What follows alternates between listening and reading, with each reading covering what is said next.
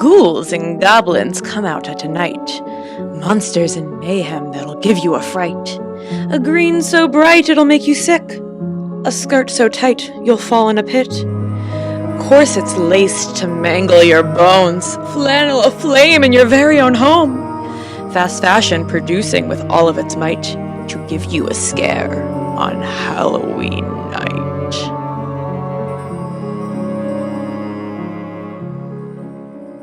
Good evening, and welcome to Dion the Taurus's Halloween special. Today we'll be discussing 5 fashion fables that will sure to give you a fright, all to prepare you for All Hallows Eve night. So viewer beware, you're in for a scare. Hello friends, and welcome back to my channel. If you're new here, my name is Dion, and happy Halloween!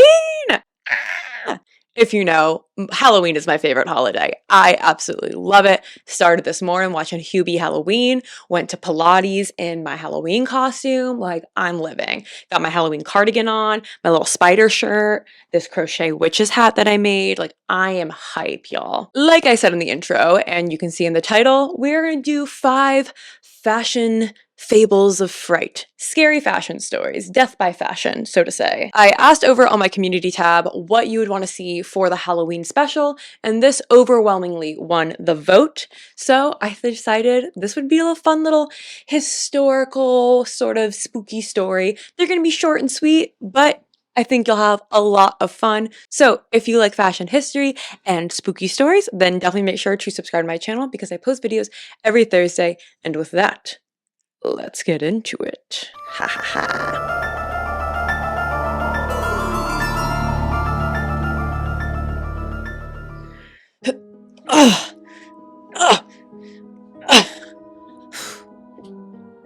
Our first spooky fashion story contains a notorious fashion villain, corsets. Flannelette and many others have done video essays on corsets, and in most cases they were no more uncomfortable than a bra or shapewear.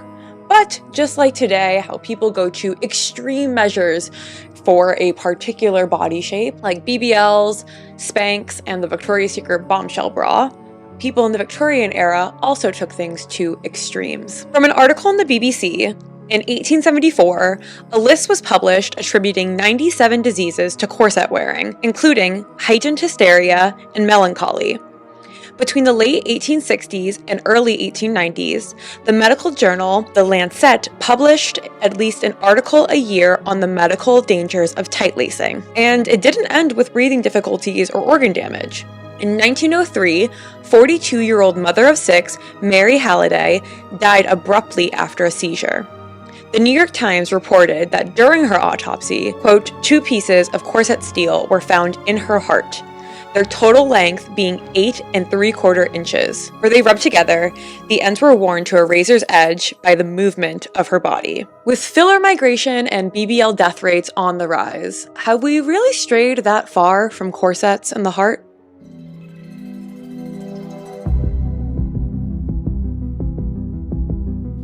Now listen up. It ain't easy being green. Picture this. Germany, 1814. The Willem Dye and White Lead Company introduced a new shade of green dye. The fashion trends at the time began to skew brighter as the introduction of electric light started to overtake candlelight, and it led to people wanting to wear brighter and bolder colors. The shade of green was a huge hit, being used in curtains, wallpaper, clothing, and carpets. However, there was a catch. In order to make the beautiful shade of green, the creators used arsenic. There were reports of babies dying in their green wallpaper nurseries, people's hands breaking out in blisters after trying on green gloves, and even a foreign dignitary telling Queen Victoria that he felt ill due to the wallpapers being used in Buckingham Palace. The most horrifying of all, however, was 19-year-old Maria Schuer. Her job was to apply arsenic-laced green dye onto fake flowers, and she passed away under awful circumstances in 1861. The reports at the time say that she threw up green vomit. The whites of her eyes had turned green. And before she died, She exclaimed, "Everything looked green." And the doctors knew what was going on. They posted reports about it. They warned against this deadly green color. But that didn't stop the Victorians from wanting to dazzle in the shade of green.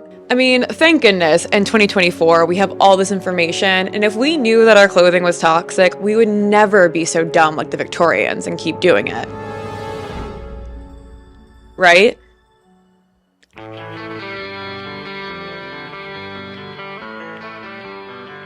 Wait, before we get on to the next segment, I just need to use the restroom.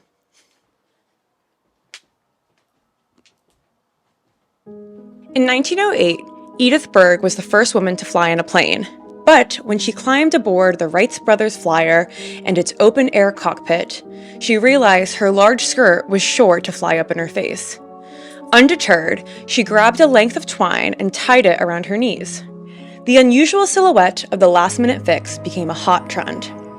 Think of the modern mermaid silhouette, but slimmer. Trendy fashion ladies started to wear skirts that went in at the knees and limited their mobility. In 1910, at a Paris racecourse, a horse escaped and bolted into a crowd of spectators. One woman, slowed down by her fashionable hobble skirt, was unable to get out of the way in time and was tragically trampled to death. The next year, the hobble skirt of an 18-year-old girl caused her to trip while stepping over a gate on a bridge. She fell into the icy water below. It turned out the hobble skirt was not good for swimming either, and she drowned. Perhaps the mermaid-style silhouette would have helped her swim to safety.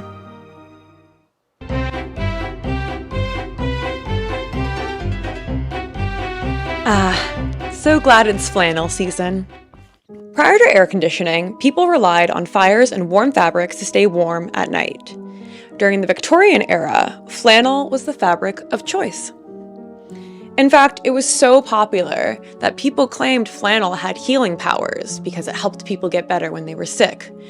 Obviously, that's just because when you're sick, you want to stay warm, and flannel is a warm fabric. Naturally, other textile companies wanted to capitalize on the flannel craze, so they created something called Flannelette. Flannelette is a cotton tightly woven and brushed to give the same sort of illusion as flannel, and you can offer it to working class families at a lower price than traditional flannel. But as with everything, there was a catch. And this story is a lesson in textiles. You see, traditional flannel is a tightly woven wool, and wool has a lot of amazing properties. 1, it's very insulating. 2, it's almost water resistant. 3, even when it gets wet, it can still keep you warm. And 4, it's virtually flame retardant. Now, flannelette is a brushed cotton. Cotton is a breathable material that doesn't keep you super warm, and it goes up like a matchbox. Working class homes relied on an open fire for both heating and cooking, and typical cramped quarters meant kids and their cozy flannelette pajamas were usually no more than a few feet from an open flame. Over a 5-year period, 1,816 children caught fire and died in flannelette pajamas in England alone. Young boys' pajama styles were fitted, which significantly decreased their chances of catching fire. Girls were less lucky. Their loose, layered dresses provided the perfect fuse, and 3/4 of the victims of the flannelette fires were girls. Interesting that even in the death by fashion sphere, women are still at a higher disadvantage. I am wearing flannel pajamas and this flannel chamois shirt, and I knew these pajama pants were cotton because I got them a long time ago, but this is from LL Bean, and I was like, I have real flannel. 100% cotton. I am a victim of flannelette. What if I caught fire? I'm already hot.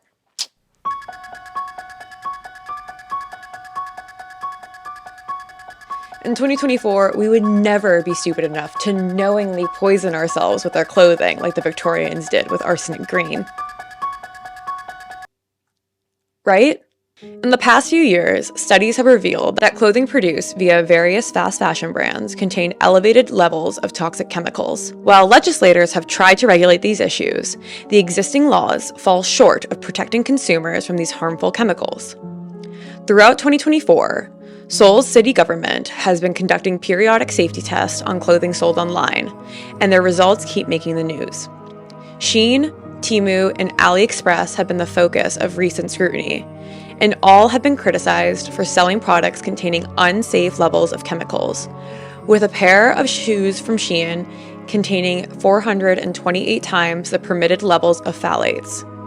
Unsurprisingly, Shein was one of the worst offenders. The China-based retailer was selling a toddler's jacket with 20 times the amount of lead recommended in garments by Canada's Health and Safety Department for Children.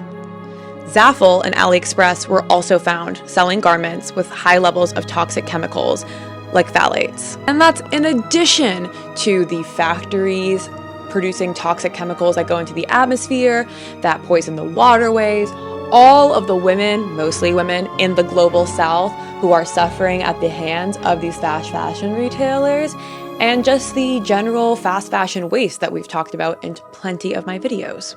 So I guess we're not so different from our arsenic green ancestors after all. And alas, we have reached the end of our Halloween special. Thank you all so much for watching. I hope you enjoyed. Definitely subscribe to this channel for more fashion fables, and leave a comment down below what you're going to be this year for Halloween. How are you celebrating Halloween? I want to know. I'm going to a Hocus Pocus live event tonight. Very excited. Follow me on TikTok and Instagram if you want to see all my spooky endeavors.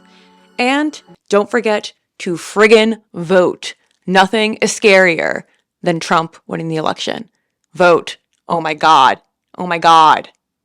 Vote. And happy Halloween. Goodbye.